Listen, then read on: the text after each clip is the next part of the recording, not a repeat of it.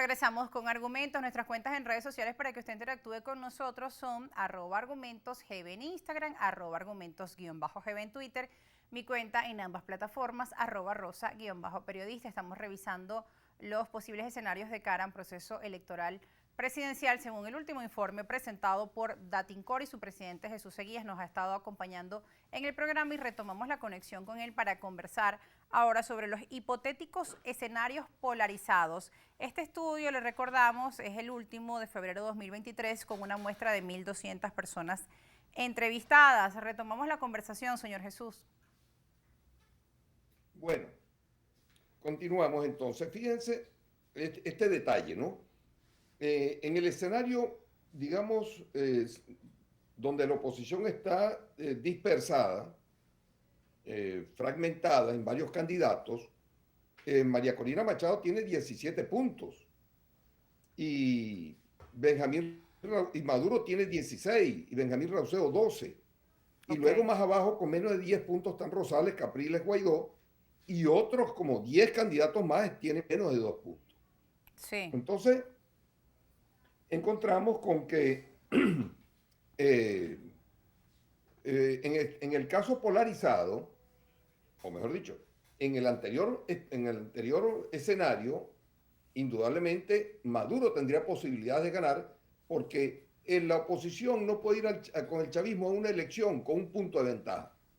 Porque puede pasar lo mismo que pasó cuando Capriles Maduro en el 2013, Andrés Velázquez en Bolívar, el caso de Barinas, hay que llevar una ventaja más holgada. Y eso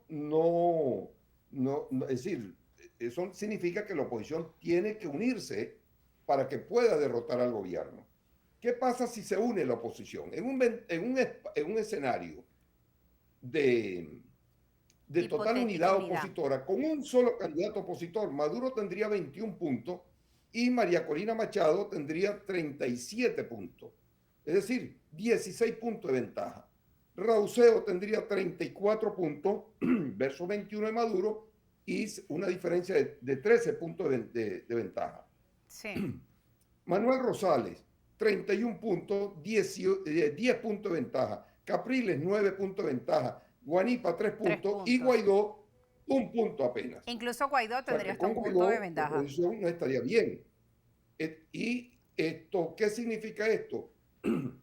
Que si es María Corina la candidata, ella ya dijo que ella no quiere a los alacranes, no quiere a los que están negociando, a los que quieren acuerdos con el gobierno.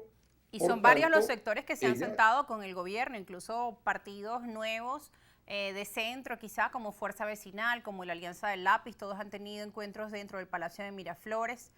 Entonces, usted nos hablaba de eso, ¿no? Que María Corina como candidata tendría un techo. Pero ahora, ¿qué posibilidades tendrían los otros candidatos? Porque no están apareciendo en las encuestas. Claro, y es un techo que ella misma se puso. Ella lo ha dicho abiertamente. Yo no quiero estar en contacto con esa gente, ok, está bien. Es su derecho, pero electoralmente se está poniendo un límite. En cambio, Benjamín Rauseo está creciendo y no tiene techo. Todo depende de la narrativa que él pueda desarrollar en este sentido. Igual pasaría con Rosales, con Capriles, con Guanipa. Yo creo que en la oposición, con miras a las elecciones primarias, se están creando como 3 factores determinantes. Uno, María Corina Machado, que está capitalizando el descontento opositor con la gestión del G4, el gobierno llamado, el gobierno interino, con todos esos elementos, ella está capitalizando ese sector. Ese rechazo que hay hacia el gobierno y también hacia el G4, por un lado. Ok, vamos ahora con Benjamín Rauseo. ¿Qué representa? El otro factor importante va a ser el G3, que es Primero Justicia, la Acción Democrática de Henry Ramos y Un Nuevo Tiempo. Ellos todavía no han definido candidatos, pero eso va a ser un factor importante dentro de las elecciones primarias. El tercer elemento es Benjamín Rauseo, que hasta ahora no sabemos cuánto más va a crecer. Todo depende de lo que él haga de aquí en adelante, de sus propuestas y su narrativa. Venderle al país, etcétera. Que en estos días, a propósito de lo que comenta, pues en una en medios de comunicación trascendía la información que él decía que una de sus prioridades era que las universidades públicas pasarían a ser privadas o que privatizarían las universidades públicas. Esto pues le restaría obviamente puntos de ventaja. Es cuestión de las propuestas que van a presentar y de todo el discurso con el que van a llegar a los medios de comunicación estos candidatos, lo que también podría estar generando aceptación o rechazo en distintos sectores. Así que, digamos, queda tiempo todavía por analizar y por ver cómo van a transcurrir estos procesos de cara a esa elección primaria y a las presidenciales, ¿no? Hay tiempo por delante. Así es.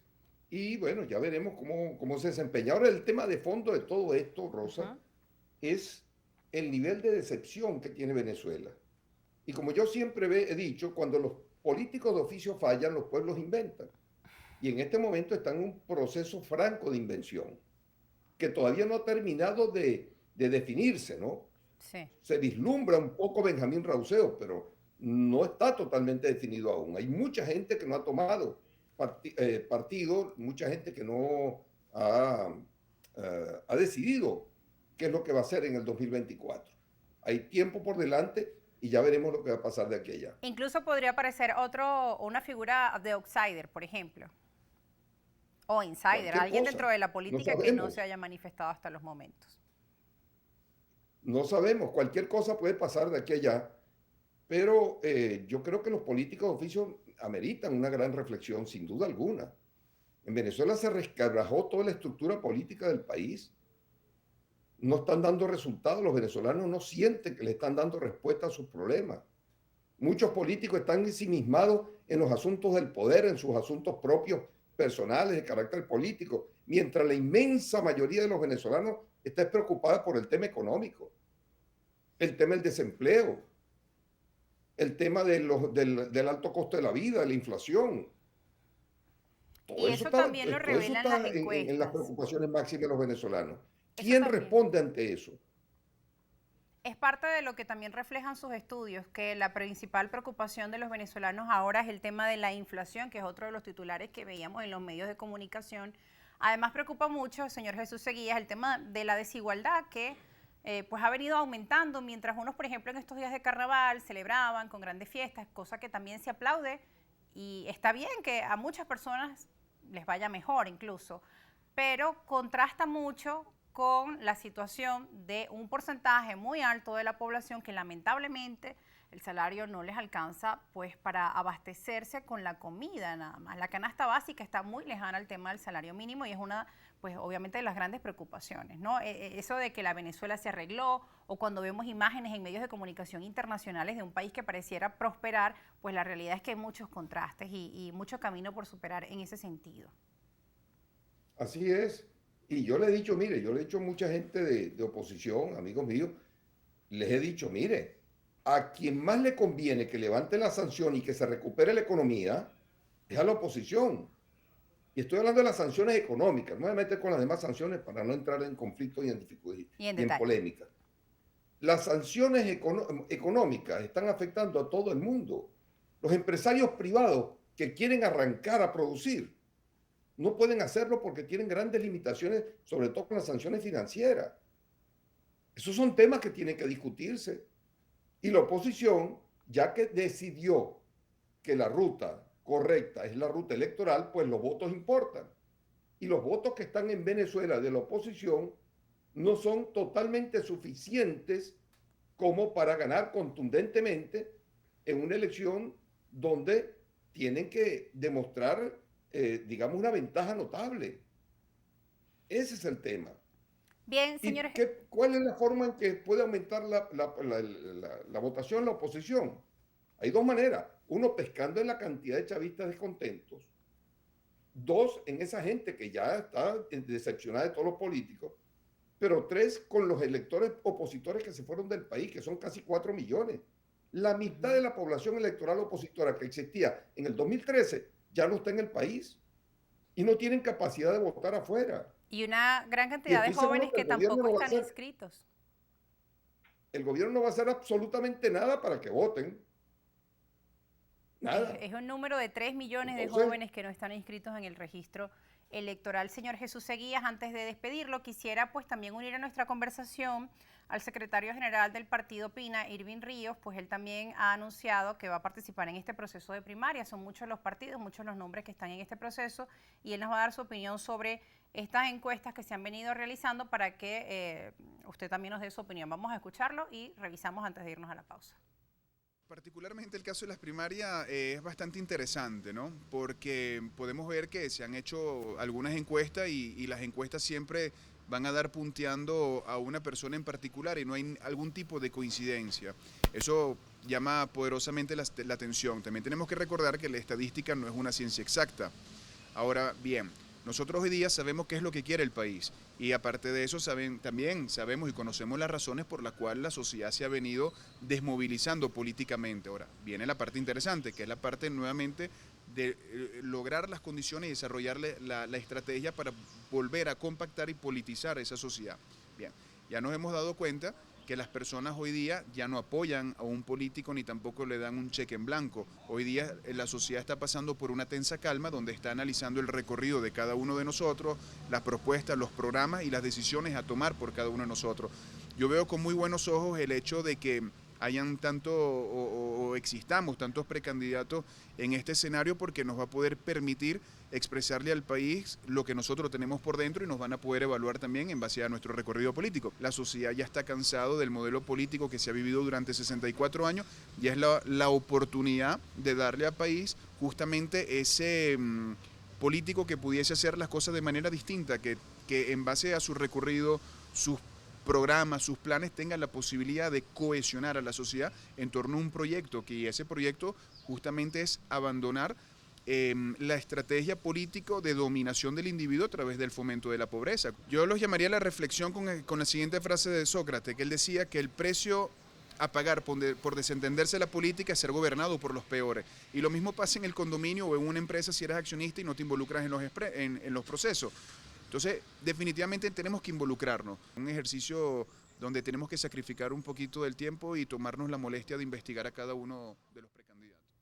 Bueno, hablaba de que la población pues también tiene una tarea pendiente, investigar cada uno de los candidatos y sus propuestas. ¿Usted ve positivo, señor Jesús Seguías, la cantidad de candidatos que hay dentro de la oposición? Usted llamaba de la importancia de la unidad, pero como todavía queda camino por recorrer, ¿qué trascendencia puede tener la cantidad de propuestas que pueden escuchar el venezolano? Decía Irving Ríos que es positivo. ¿Usted qué opina? mire, en primer lugar, la cantidad de candidatos que hay, lo que revela, en primer lugar, es que la política venezolana ya ahora es tierra de nadie, que no hay partidos políticos bien posicionados, que sean los referentes nacionales como había anteriormente. Ya es tierra de nadie y cualquiera considera que está en el derecho de ser aspirante. Entonces, eso desde ese punto de vista, digamos, general, es bueno que haya todos los que quieran aspirar y que puedan participar. Lo único que pienso que para la oposición venezolana, digamos, ese escenario tan disperso, lo que está garantizando la victoria del adversario, que es el gobierno.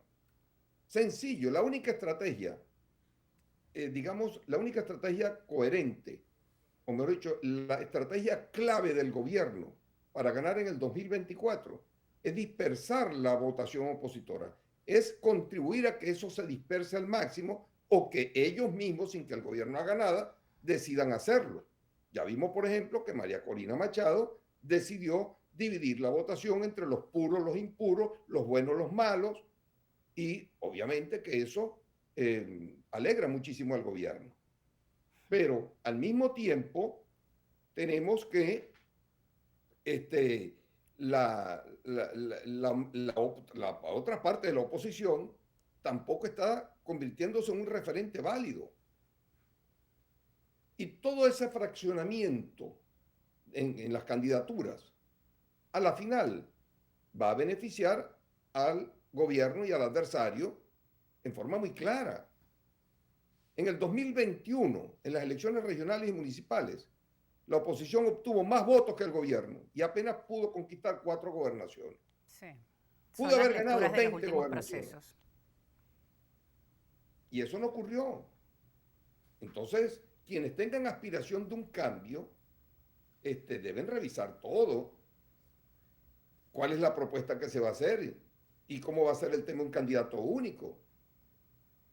Entonces, ahí donde vienen los grandes dilemas, los grandes desafíos, que no sé cómo lo va a resolver finalmente la oposición. A menos que sea un candidato que se convierta en un gran referente nacional, arrope a todo el mundo y no haya más que plegarse a él. Eso pudiese ocurrir. Bien, Pero señor hasta ahora Jesús Seguías. no se vislumbra nada. Agradecemos su análisis y su participación en Argumentos como siempre. Gracias por brindarnos la información más reciente de su estudio realizado por Daticor. Saludos, Rosa, saludos a todos. Gracias a usted y gracias a nuestra audiencia que ha estado pues muy pendiente de este tema. Las reflexiones de Jesús Seguías sobre la polarización, la cantidad de candidatos que hay para un proceso electoral primario, también las enseñanzas que dejan procesos electorales del pasado, como el tema de la unidad afectado a la oposición venezolana y también el creciente rechazo que hay por parte de los ciudadanos hacia la política y los políticos, más del 70%. Bueno, este fue nuestro primer tema en Argumentos. Al regreso vamos a tratar un tema muy importante para nuestro país. Les cuento que el Acuerdo de Ginebra cumplió la semana pasada 57 años, pero es un tema que sigue en debate, que sigue en discusión. Nosotros vamos a entrevistar al internacionalista Raji Morillo al regreso de la pausa. Sus preguntas sobre este tema también son muy importantes para nosotros. Vamos a estar explicando el conflicto, la historia, el contexto y qué se puede hacer de ser posible. Ya regresamos.